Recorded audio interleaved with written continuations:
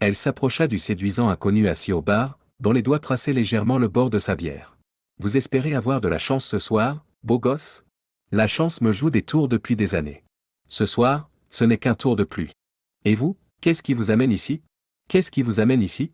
Je trinque à mon divorce. Je cherche un rebond avant de me dégonfler. Je ne cherche rien de sérieux. Au fait, je m'appelle Lena. Sandy. Comme Sandy Koufax. Je suppose que ma bague ne vous décourage pas? Bague ou pas, Sandy, vous ne criez pas « marié » si vous voyez ce que je veux dire. Si vous voulez dire que j'essaie de survivre à un mariage difficile avec une once de dignité, c'est ça. Pourquoi ne pas divorcer? Pour des raisons financières. Soit on divorce et on vit dans la pauvreté pendant qu'elle et ses amants prospèrent, soit on reste marié et on garde de l'argent. Dans mon cas, mon ex a trouvé un mannequin plus riche et plus sexy. J'ai obtenu la moitié de presque rien, mais j'ai perdu tout ce que je chérissais. Alors, vous êtes assez proche pour aller chez vous ou dans un motel et vous amuser. J'ai un SUV aux vitres teintées sur le parking, avec un matelas gonflable à l'intérieur. Pas de siège arrière. Et des lingettes nettoyantes à portée de main. Vous êtes venu préparé. Je cherche des sensations fortes dans tous les bons endroits. Je n'ai pas besoin de sortir avec quelqu'un, vous savez. Sandy jeta un billet de $20 et suivit Lena jusqu'à son véhicule. Préservatif?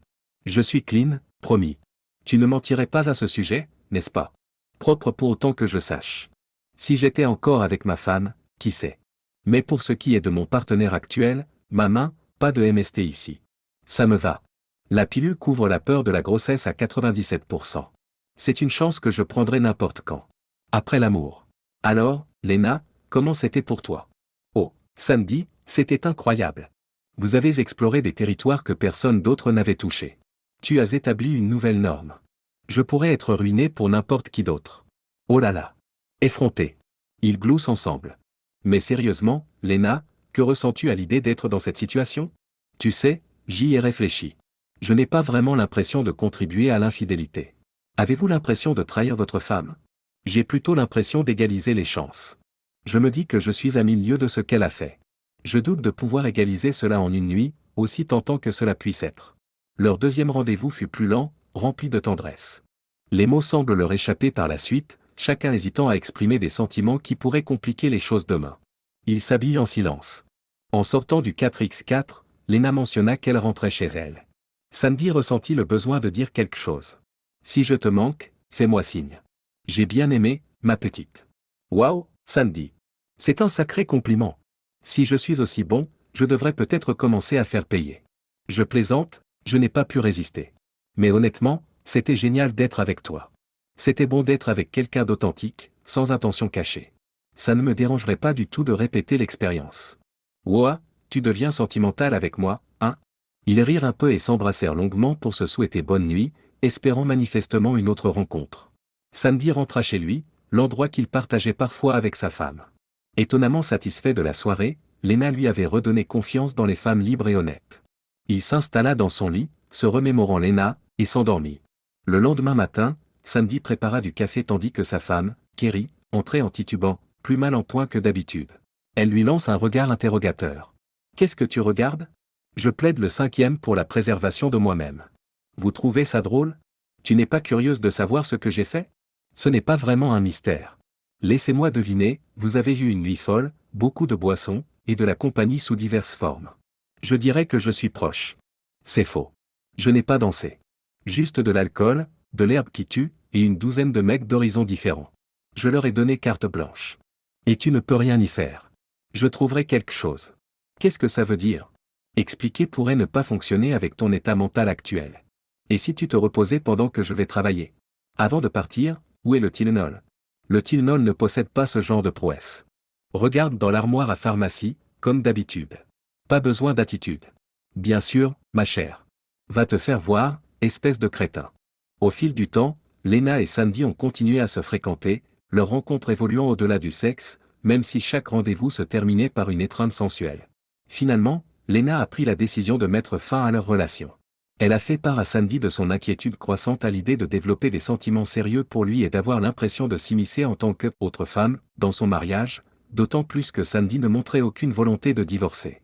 Son manque d'urgence ou d'action la mettait mal à l'aise. Sandy a reconnu ses inquiétudes et lui a proposé de la contacter si sa situation changeait. Lena, incertaine mais ouverte d'esprit, accepte de rester en contact. Au fil des semaines, ni Sandy ni Lena n'ont connu de changements significatifs dans leur vie, mais l'un et l'autre leur manquent de plus en plus. Il leur était de plus en plus difficile de dissimuler leurs émotions au cours de leurs conversations. Le désir de l'une pour l'autre était de plus en plus difficile à masquer dans leurs appels. L'arrestation de Sandy. Sandy était assis devant la télévision lorsque la sonnette de la porte a retenti, accompagnée d'un martèlement insistant. Il ouvre la porte et trouve 2 policiers qui l'attendent. « Bonsoir, messieurs. Que se passe-t-il? Êtes-vous Sandy Jackson? » « Oui. Et votre femme est Kerry Jackson? » « Malheureusement, oui. » Sa réponse surprend les officiers. « J'ai le regret de vous informer, monsieur, que votre femme a été tuée ce soir. » « Vraiment? Comment? Un accident de voiture? J'espère que non. On venait de lui acheter une nouvelle voiture. Non, on lui a tiré dessus. C'est choquant. Sandy, comme dans Sandy Koufax. Sandy, il faut que vous veniez au poste pour un interrogatoire. Suis-je un suspect? J'ai toujours voulu jouer dans Law and Order. Le mari est toujours le principal suspect, non? Oui, c'est une enquête sur un homicide. Bien sûr, je vais prendre une veste. Ils sont partis, déclinant sa demande ludique de mettre les phares. Au commissariat, Sandy est conduite dans une salle d'interrogatoire. Les inspecteurs Bennett et Armbrusté sont entrés. Bon flic, mauvais flic, plaisante Sandy. J'aimerais que ces émissions ne mentionnent jamais cela, soupire l'inspecteur Bennett. Nous allons vous interroger sur le meurtre de votre femme. Vous n'êtes pas en état d'arrestation. Si vous voulez un avocat, nous arrêterons. Clair comme de l'eau de roche. Assez de clichés sur les flics, s'il vous plaît. Tout ce que vous direz devra être vrai. Compris. Puis-je commencer l'entretien maintenant? Je m'excuse pour mon enthousiasme. La vie est souvent ennuyeuse, et ça, c'est quelque chose. Accusé de meurtre, moi. Passionnant. Vous ne devriez pas avoir des remords d'avoir perdu votre femme. Non, je l'ai perdue il y a longtemps. C'est triste quand quelqu'un meurt, mais la vérité, c'est que Kerry était une personne horrible et infidèle. Alors, comment est-elle morte? 2 balles à l'arrière de la tête. Ça a l'air professionnel. Laissons les conclusions à nous-mêmes. Mais oui, ça a l'air professionnel. Je ne suis pas un tueur à gages. Je me demande s'il y a une école pour ça. Mais vous pensez que j'aurais pu en engager un? Pas dans l'annuaire, mais vous connaissez quelqu'un qui pourrait en trouver un, Petro Marconi. Petro, mon ami d'enfance. Des relations avec la mafia.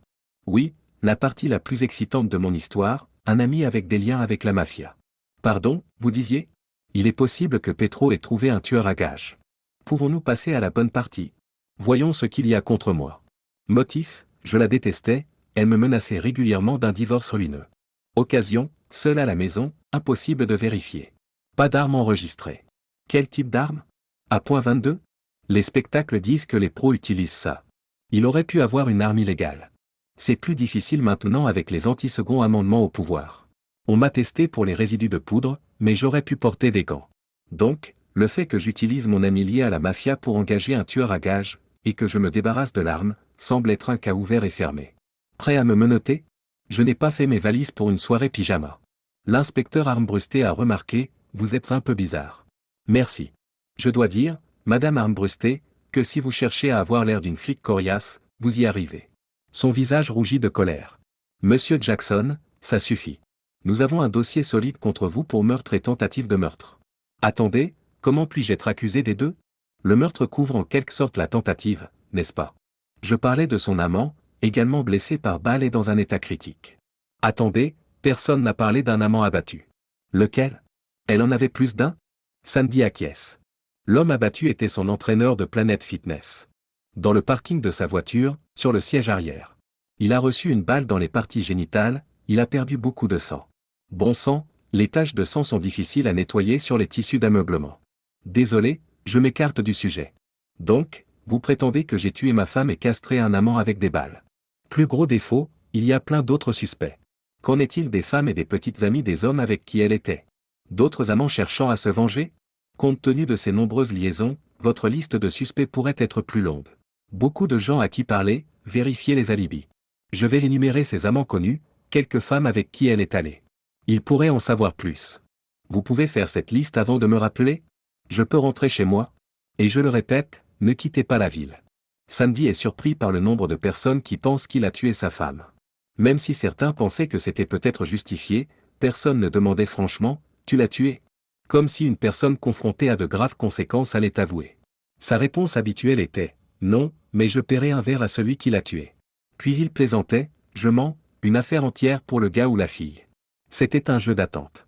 Tant que son assassin n'était pas retrouvé, les questions de succession et d'assurance vie étaient en suspens. S'il s'avérait que c'était Sandy, il perdrait son héritage. Sans les revenus de Kerry, il devait resserrer ses finances, ce qui n'était pas très différent. Kerry dépensait sans compter pour l'alcool, la drogue et les amants. Lena a remarqué son absence dans leur bar habituel, apprenant ses ennuis judiciaires par le barman. Elle l'a appelé pour lui présenter ses condoléances et lui offrir un pack de bière, mais il a refusé, craignant de les associer comme amants et de la rendre suspecte. Ils en ont plaisanté, imaginant les gros titres. Lena, merci de m'avoir contacté. Tu m'as beaucoup manqué. Alors, quoi de neuf dans ta vie amoureuse? Un monsieur Wright d'IS2? Pas de chance. Ma vie amoureuse est difficile. Mon fidèle jouet est surmené. Je commence à reconsidérer la recherche de monsieur Wright avant qu'il ne soit trop tard. Des pistes? Si j'évite la peine de mort, je pourrais postuler. Au moins, on sait que ça marche. C'est un fait. En parlant de ça, est-ce qu'ils en ont après vous? Pas un mot. Trouver le vrai tueur dans la toile de Kerry semble miraculeux. Je pourrais finir par être le dindon de la farce, juste pour le plaisir de la conviction. Dommage que l'entraîneur n'ait pas survécu, il aurait pu identifier le tireur. Et, Sandy. Je suis là pour toi, peu importe ce que les gens pensent, enfin, sauf toi, parfois. J'apprécie, Lena. Ça veut dire quelque chose, peut-être pas tout, mais quelque chose. Toutes deux mirent fin à l'appel, regrettant de ne pas avoir dit plus, comme « je t'aime ». La prédiction de Sandy s'est avérée exacte. Aucune des connaissances de Kerry ne semblait être un suspect aussi plausible que lui. Son procès s'est ouvert 6 mois après la mort de Kerry. Sandy s'est abstenu de témoigner, sa franchise quant à ses sentiments envers sa femme infidèle aurait pu jouer en sa défaveur. Sa défense a misé sur de nombreux coupables potentiels ayant un mobile et une chance. Lors du contre-interrogatoire, l'avocat de Sandy a insisté auprès des inspecteurs. Combien de femmes ont cherché à se venger? Près d'une centaine. Le jury s'étonne. Et celles qui n'ont pas d'alibi? 38. Un autre choc. Puis, êtes-vous sûr d'avoir tous les noms des hommes avec qui elle a eu des relations? Le détective a hésité, admettant qu'il lui manquait certains noms ou qu'il ne connaissait que les prénoms, incapable de les localiser ou de retrouver leurs partenaires. La consternation du procureur est palpable. Le détective a ouvertement admis pourquoi M. Jackson avait été choisi pour être poursuivi, en disant « Demandez au procureur ». Jackson semblait le plus probable, je suppose. Le procureur lance un regard noir au détective. Sandy a attendu 3 jours angoissants pendant que le jury délibérait.